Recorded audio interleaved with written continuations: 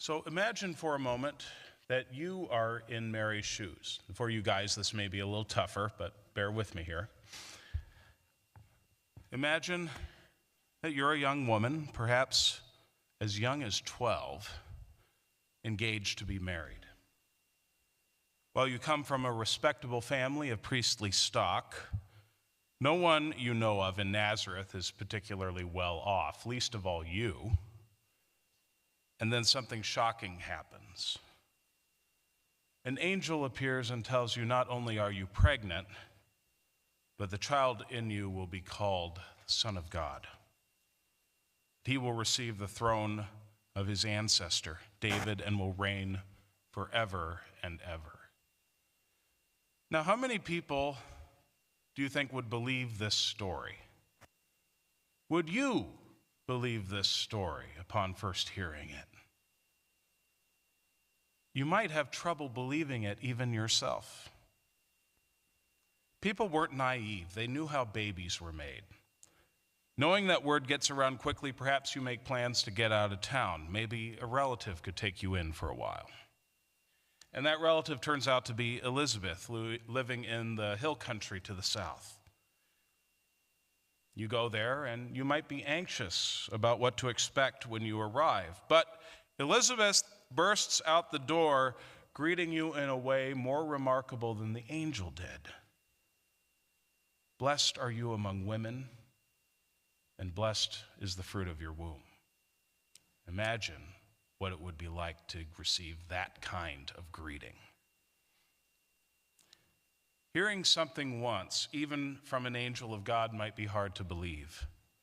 After all, we might think such a visitation to be the work of bad digestion more than the work of God. Hearing the same thing from a human, same thing a second time from a human, a beloved relative, might make it easier.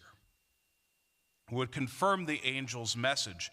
In her own way, Elizabeth is another angel to Mary, bringing God's good news to her.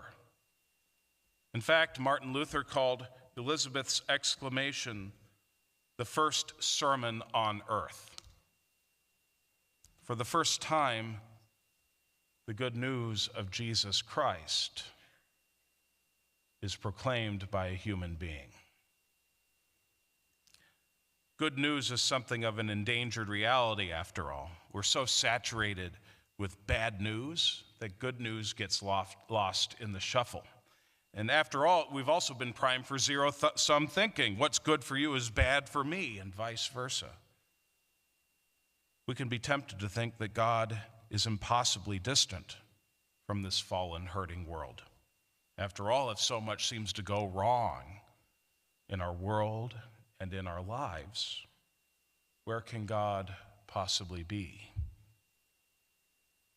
The answer we hear from Mary and Elizabeth is that God is deeply involved in this world, more deeply than we can possibly imagine, more than we can dare to dream. The incarnation of the Son of God is, borrowing Paul's words, a scandal to Jews and foolishness to Gentiles. It is a message that shatters the capabilities of the human power to believe. But God does enter the world in this way for the sake of God's beloved creation, for your sake and for mine. The infinite, eternal God is carried by the finite, mortal Mary. The incarnation of God the Son as the man Jesus is the power and wisdom of God, again, borrowing Paul's words, for those who are called to faith. But it is a power unknown to the world. The world knows power this way, top down. The power to dominate, exploit, or oppress. The power to impose one's view of the world on everyone else.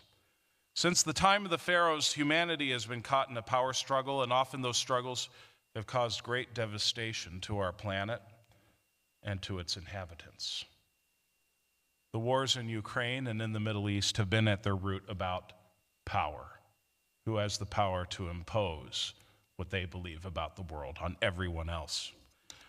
who has the power to impose their will by force. Our politics also assumes an adversarial system where individuals vie for power to impose within it. The power of God, in contrast, is a totally different kind of power, an unknown power.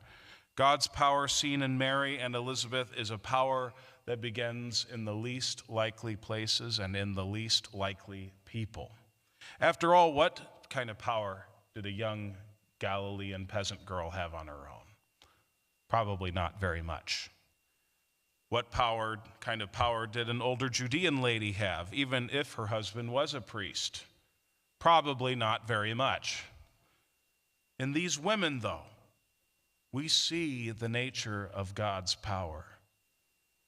God exercises power by bringing forth something new life, not by causing death. God exercises power by invitation into God's kingdom, not by compulsion. After all, God doesn't force Mary to do anything. She says, "Let it be with me according to your word." And as a co-creator with God, she sings further about God's unknown power, the power that's unknown to the world, exercising her own God-given power. She sings of how God has done great things for her personally. Praise is an exercise of power.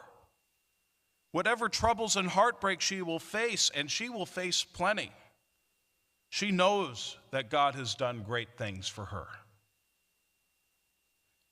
She has God-given resilience. And because God has done great things for her, God will do great things for those who are like her, those who are on society's bottom rung. God casts down the mighty from their thrones. No matter how great, no matter how powerful, no matter how invincible a person or a people feels, they're not immune to the fate that awaits all great people and nations. No empire lasts forever, but God lifts up the lowly. God fills the hungry with good things.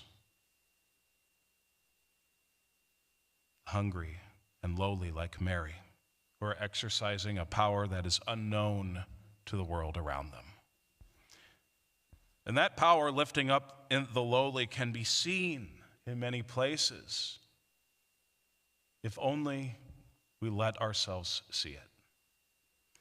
Whenever Minnesota Adult and Teen Challenge come here, those are testimonies of God lifting up those who have hit rock bottom in their lives, those who have destroyed their lives and relationships.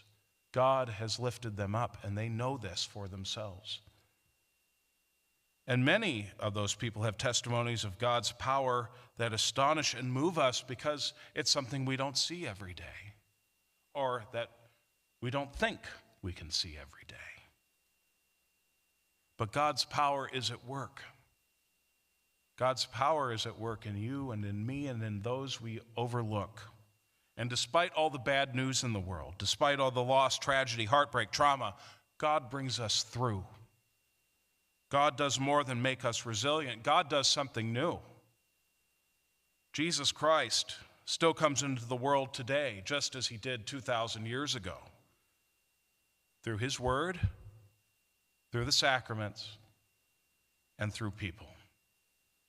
Through people like you, like me, and those we would never in a million years ever expect. Thanks be to God. Amen.